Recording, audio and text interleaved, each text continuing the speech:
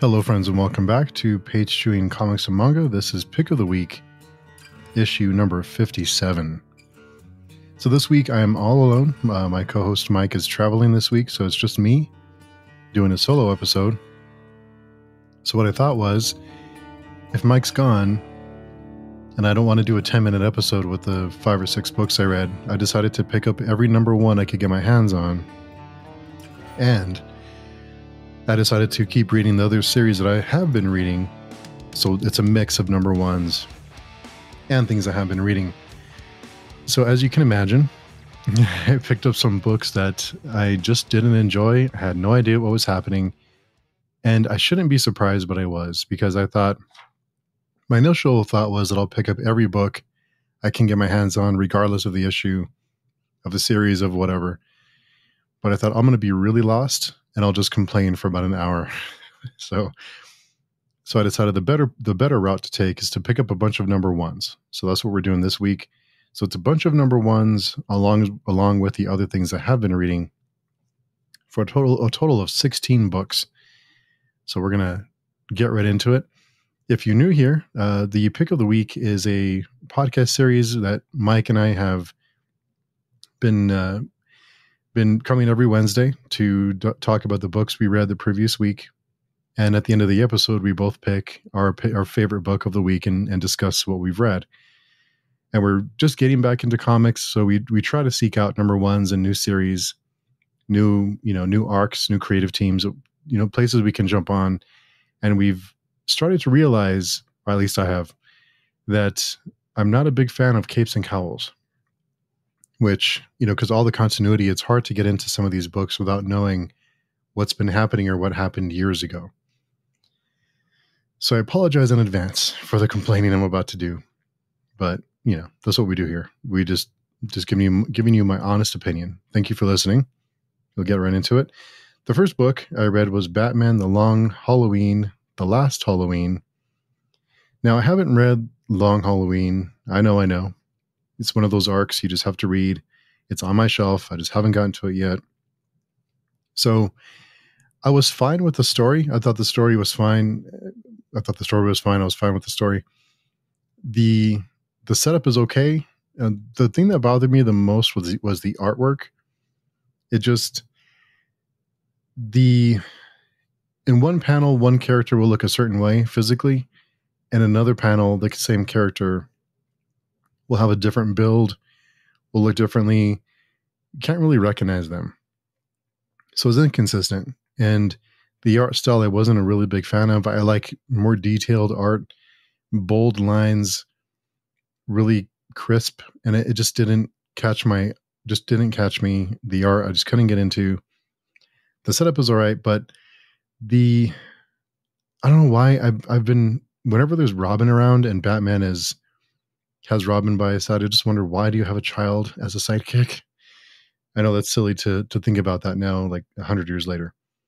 But I think I'm going to go ahead and jump off of this one because I should probably read The Long Halloween first. It may hit me differently if I know what some of these things are referencing. I mean, if you know the Batman universe, I felt like I wasn't lost. I think it'll be the full impact if I read The Long Halloween first. Now the next one is Black, White, and Bloodshot #1, Director's Cut by Valiant Comics. It kind of cracks me up when I see the director's cut on these books now. They sell them in like, it's like you feel like, you feel weird buying them. They're in the bags and everything. So Bloodshot is always a character I've wanted to like.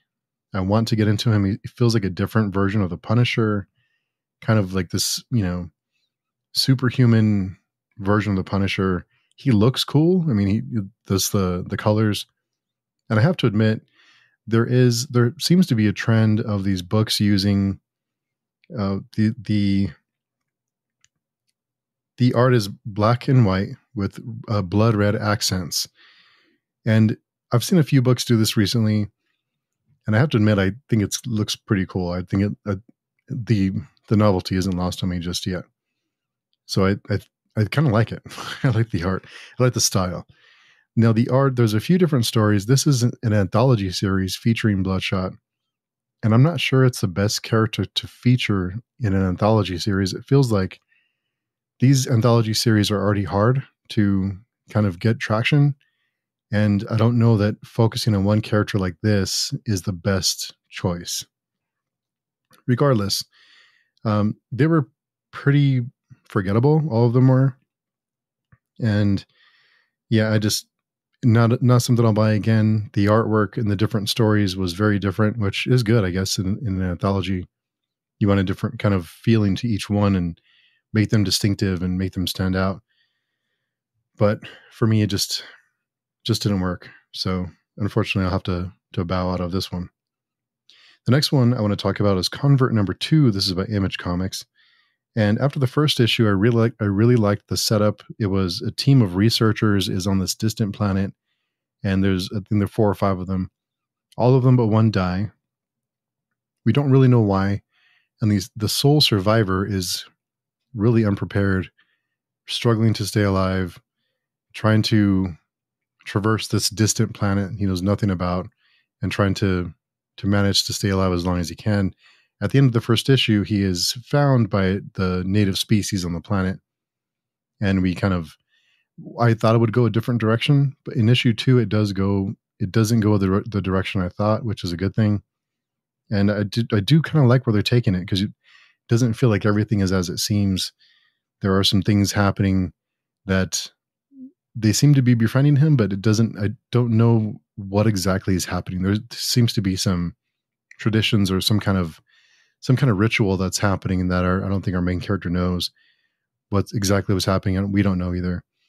But we do get a glimpse into the future of this planet and how different it looks. So I kind of like that we have an endpoint and we see where we are now, and we know kind of where we're going to end, at least on this planet. Whether or not that character will be there or not is a whole different matter. But so far, I think this one's off to a good start. The next one I tried is Creep Show by Image Comics. This is another anthology series. Seems to be a lot of them recently. Now, most of the time in an anthology series, I'll find one story that I'll like, but this one I don't know that is my style of horror. The presentation in each of the stories was fine. I didn't mind the artwork in any of them. They felt like drive-in stories. Like this kind of the feeling I got, like I don't want to say slashers, but they felt very surface level. They don't really dive deep on themes and make you think. And those are the kinds of stories that I really dug my teeth into.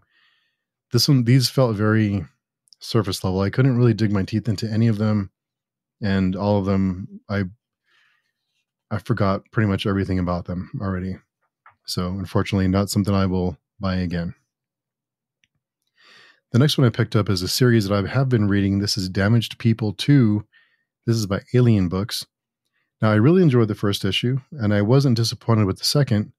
Now, the premise of Damaged People appeals to my black heart. I mean, we follow damaged people and their journey. So each issue is a different person. Now, in this issue, we follow Jessica, who is a teenager, I believe in the 90s, and she likes to collect bugs, and she befriends a local man who helps her. And the story goes from there. So we do learn lessons along the way. These awful events that happen to Jessica and the friend. And this one I thought had had some really great moments in it. And at the end, it does make you think about life and things we go through and how it changes us and how it changes our outlook and how the people we meet send us on different paths, whether they're good or bad or really bad or really good for that matter. But yeah, all that was, I like that idea that at the end of the issue, it feels like we have depth, we have development, we've gone somewhere. You feel like you've gone on a journey by the end of each issue, which isn't as easy to do. The only complaint I had on this one, and I'm not sure if it's really a complaint, is the artwork looks really wonky at times. It almost looks like the characters' bodies are twisted in a way. And I'm not saying the AI was used, but it does have that look. And it may just be me because I'm always on the outlook on the on the lookout now for AI artwork, just because I think all of us are a little, keep our eyes peeled for that sort of thing. So it might just be me looking for those things. It may not be AI art. And if it's not, I don't mean any disrespect. Some of the artwork felt a little strange. So yeah, that's that one. But yeah, overall, I liked it. And I'm really liking this series. It reminds me a lot of, the Maxwell Prince series. Jeez, I'm going to draw a blank. Reminds me a lot of that series. His series that's going on now that I think is on a break. But so the next one I read is Dick Tracy #5. This is by Mad Cave. Now this series has been riding the line of keeping Dick Tracy's fundamental values and the character itself kind of frozen in time, but still modernizing the world around him. And they've been riding that line pretty good. I feel like we've been given these more, I hate saying modern, more adult themes. We've kind of, the character's grown, but his core is still the same. He's still Dick Tracy. Now, this one was a little bit of a letdown because it's the end of it feels like the end of an arc, or the first arc. And we've gone on this journey from the first issue to the fifth issue, to the end of the fifth issue. And at the end of the fifth issue, it just feels like a trailer for the rest of the series. We don't really get closure. I understand that they're setting up the bigger world. It feels like we're setting up for a really long series, for an ongoing series. But it felt, I don't know. It felt, we've been beating this drum the whole time throughout every issue, building tension, building the world, building the danger, building this political intrigue, these double crosses, these corruption from the police to the politicians, and developing all these things that are happening in this world. And then at the end, it felt like a whoopee cushion. Did not feel good. So it was a bit of a bummer. But I will probably still continue because I think this series is onto something. I think it could be good. Now, the next one I'm going to discuss is Drawing Blood #6. This is by Image Comics. This is another series that I've been enjoying. It's been a little up and down. The last couple of issues have been a little bit down for me. I've kind of been disappointed with the last couple.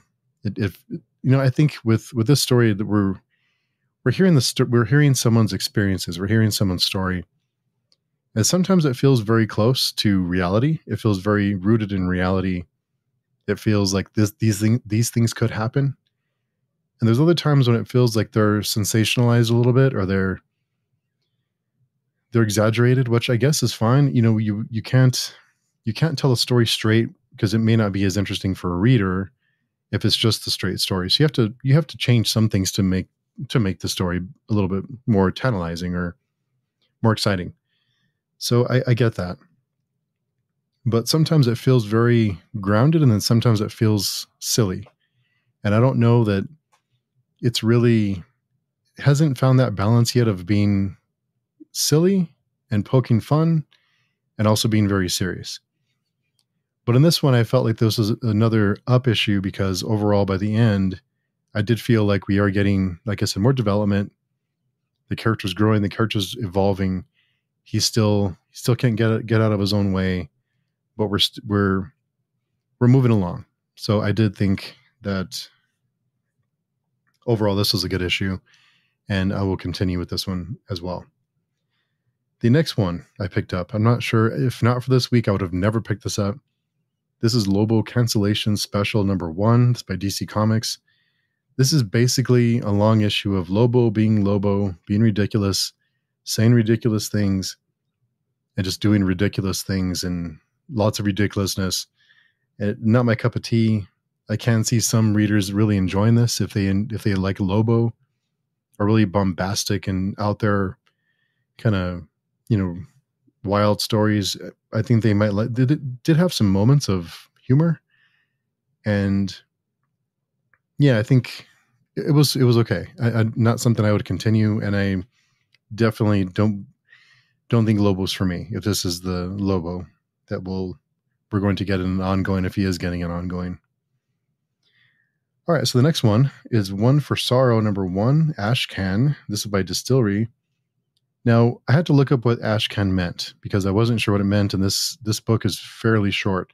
It's basically the impression I get is that this is like a throwaway. This is to kind of for publication rights to publish something.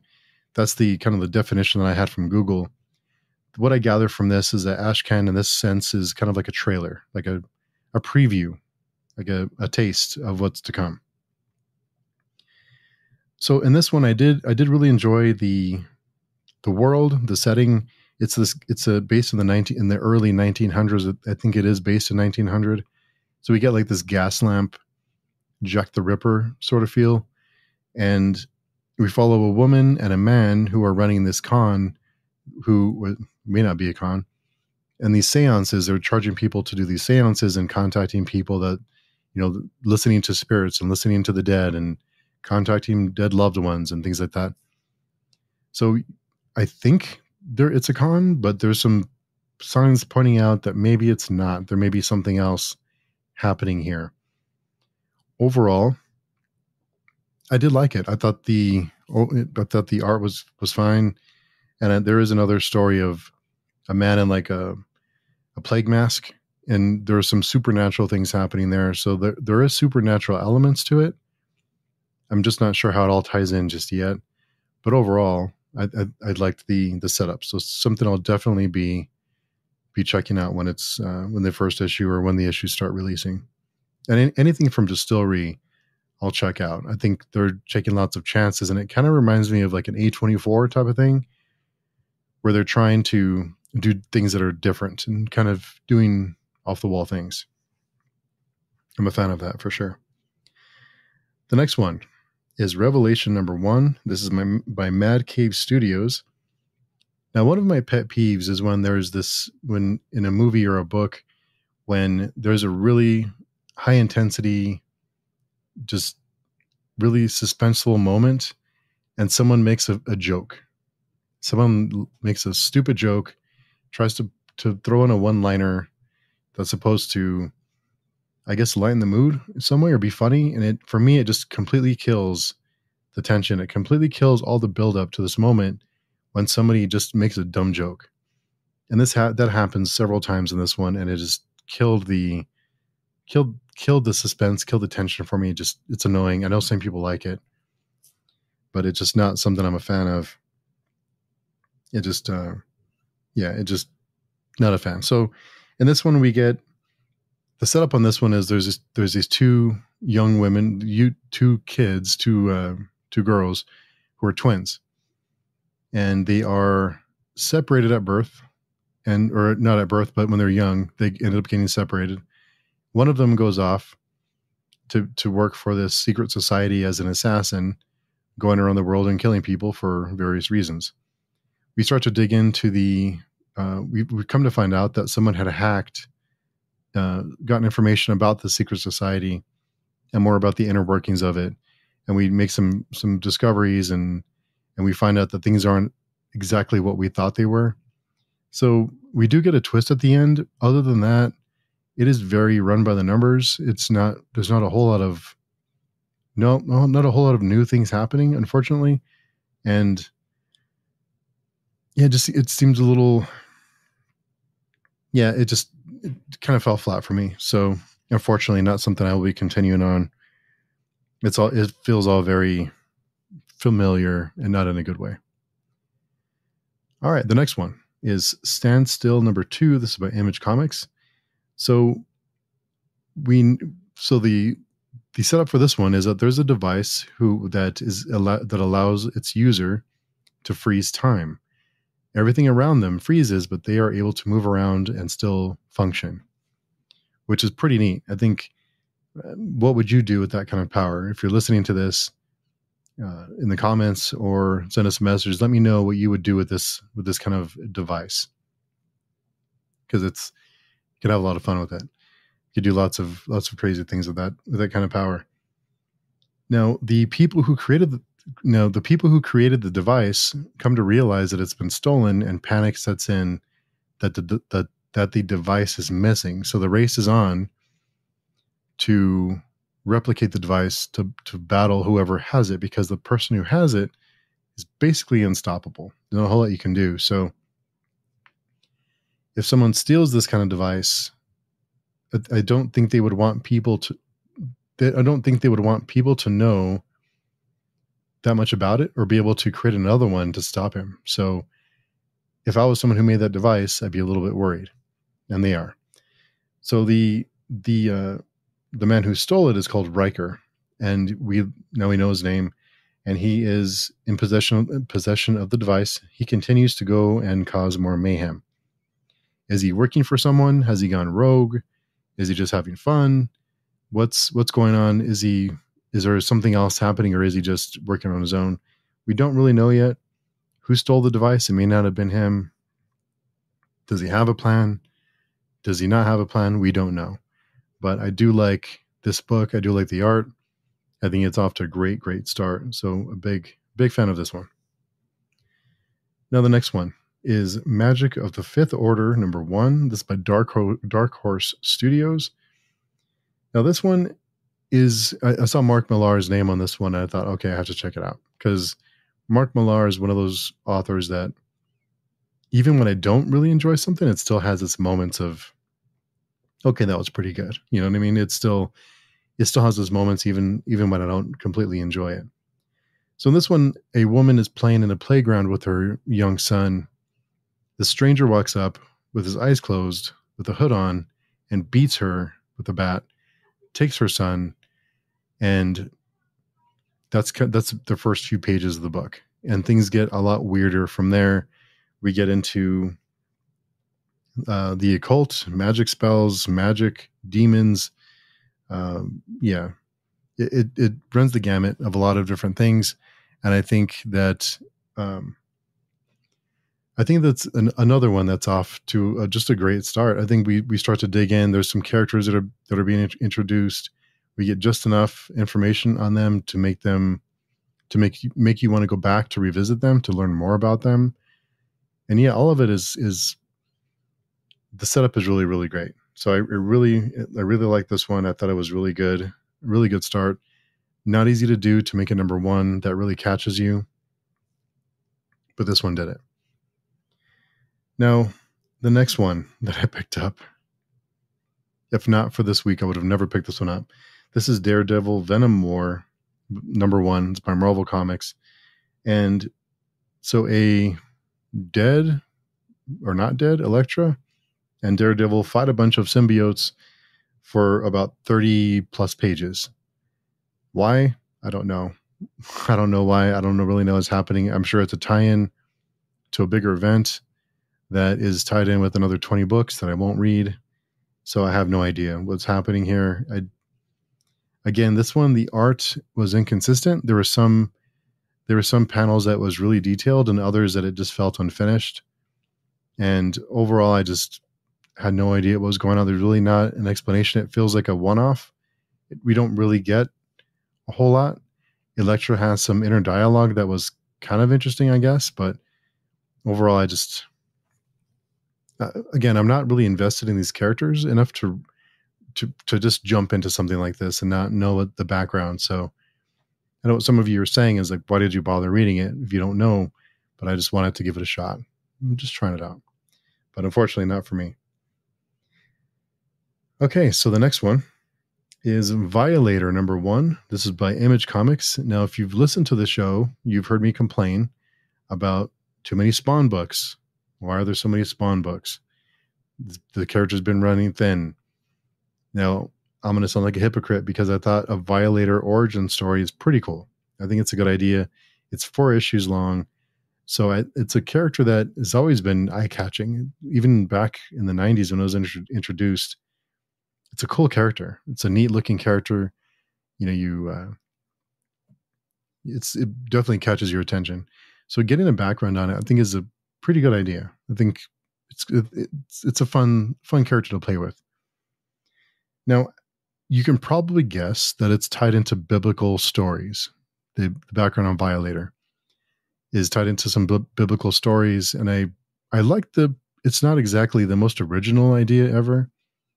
I do, it seems obvious to tie into those kind of stories and make him part of that story. So it's not exactly all that creative or original, but it makes sense. So I did enjoy the story. What I didn't really enjoy is the art. The art felt very lacking detail, I guess is the best way to put it. It just didn't feel complete. It felt very, I can't really sink my teeth into artwork that doesn't have some detail in it, doesn't have boldness, doesn't catch your eyeballs, doesn't pull you in, it doesn't really grab you. And this artwork just didn't grab me. It just didn't pull me in. It just didn't do it for me. The story was fine. Overall, it was fine. I'm going to keep reading the series and hope for the best. I think there's some potential here. If anything, I'll be entertained seeing how they fit in Violator's origin story to these biblical stories. So overall, I'm excited about the book. I think it's pretty neat idea anyway. Now the next one is Violent Flowers. This is by Image Comics. I really liked Maria Lovette's last book that we read, Crave, her last series, Crave. I thought it was dripping with social commentary, with lots of different themes and ideas and thought-provoking story elements. I mean, I thought it had everything in it. I thought it did a really great job. I thought there was a lot of small details that it really played with in the art that you can just go through and read it, but if you go through and read it carefully, I think you'll pick up a lot more than you would if you just kind of skim through it. I think if you really pay attention, there's lots of detail in there, lots of great ideas. Now, Violent Flowers, I went into this one expecting something similar. I went into it expecting something in that same vein, or at least something that I can really sink my teeth into. And I instead, it feels like a love letter to the vampire character, the vampire lore, kind of the vampire tales. It felt like we're tying into, it's like a love letter to all those different elements and bringing characters into it and kind of developing a world. So it was fine. It has that romanticism. It has that horror. But it just didn't do it for me for the first issue. I just didn't really care what was happening. And it just feels very surface level, but that's so far. I do have faith in Maria Lovette that it's going to have something to grab onto eventually. So I'm hoping that it'll work out. So far though, it felt very, very one note, and it just didn't, like I said, didn't pull me in, unfortunately. So yeah, that's the first issue. But I'll keep reading. Ooh, that's been a lot of books in 28 minutes. Okay. Now the pick of the week this week is an interesting one because I had a few other books that I had kind of tabbed as my pick, and I read all the books on Sunday, and I cannot get this last one out of my head. It is haunting me, so it has to be the pick, because if it keeps me thinking for that long, how can I not pick it as the pick? It's stuck with me. I'll explain more in a minute. This is Hello Darkness number 3. This is by Boom Studios. Now, I originally picked up a series after Mike told me that there was a story with Becky Cloonan and Garth Ennis together. It's like, how can I say no to that? So I had to go pick it up. The first entry in the series, this is an anthology series, and Becky Cloonan and Garth Ennis' story is The War, and it's maybe, I don't know, 5 to 8 pages or so, give or take. It's part of various other stories every month or every few weeks. So we get bits and pieces every week, and then we get other stories mixed in. Most of them are not ongoing. They're just one-offs. So The first one was so. I wasn't a huge fan of the first entry into the war. The second entry I loved. This last entry I loved again. I love that we're playing with this end of the world apocalypse, nuclear destruction. Where do we go? Do we stay put?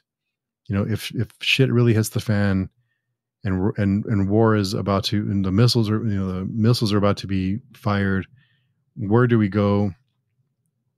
Do we stay put? Do we run? Do we hide? Do we just pull out your best bottle of whiskey and and say goodbye and just have some fun in your last few moments before you're killed by a nuclear blast? So all those ideas are fun, and plus, who will get a golden ticket to get on a plane to go to some bunker in some remote place of the world to be safe?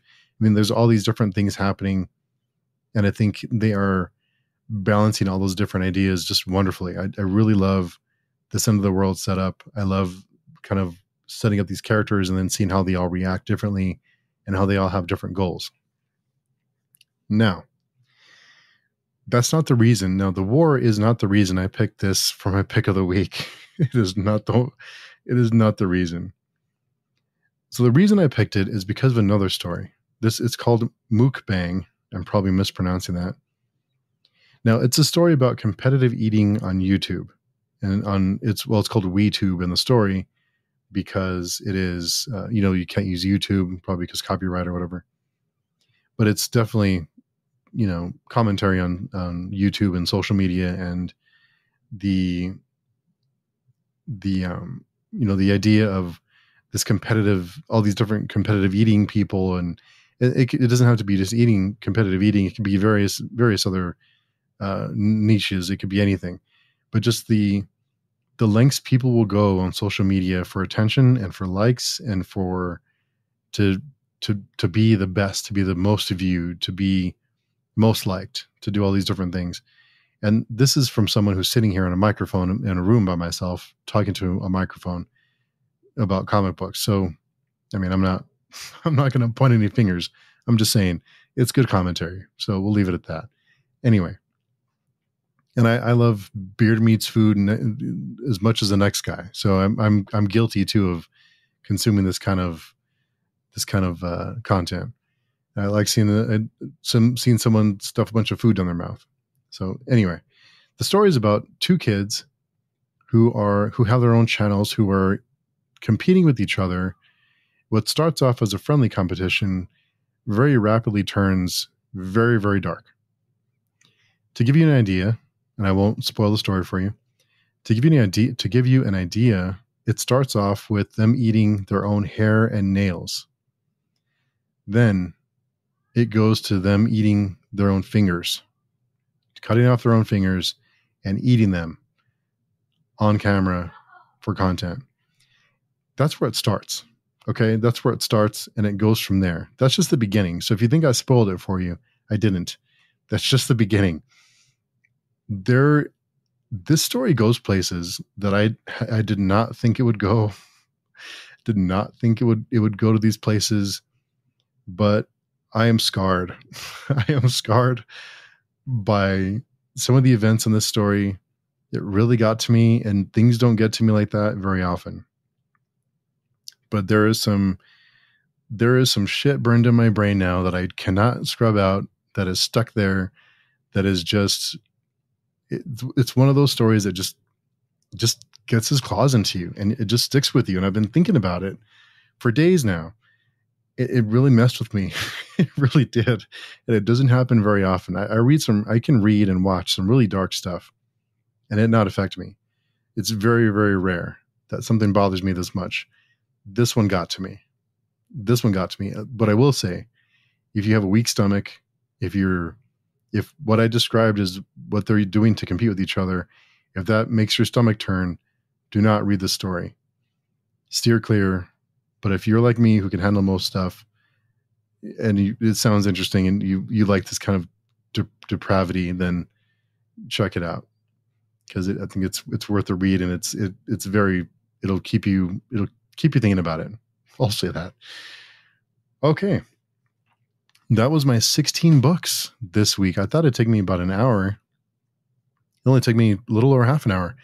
So thanks for sticking with me. Thanks for hanging out with me this week. I'm all by myself. It feels weird, but Mike will be back, I believe, next week. So we'll be back to our normal routine, and I'll stop picking up books like Daredevil that I know I won't like, and I won't bother, and I won't bother you by complaining about it. I'm sure I'll find something I'll complain about, but it won't be like this. And I'll go in thinking I'll like it instead of just buying it just to be fun. Thanks for listening. Thanks for listening to issue number 57. If you would like to get in touch with us, please go and check out our forums at pagechewing.com. There's a link that says visit our forums, register there, and I will approve all the new members. Sometimes it takes me a little bit. I just have to make sure that, all the bots and all the troublemakers stay out. But otherwise, I'll approve your membership. Come by and say hello to us.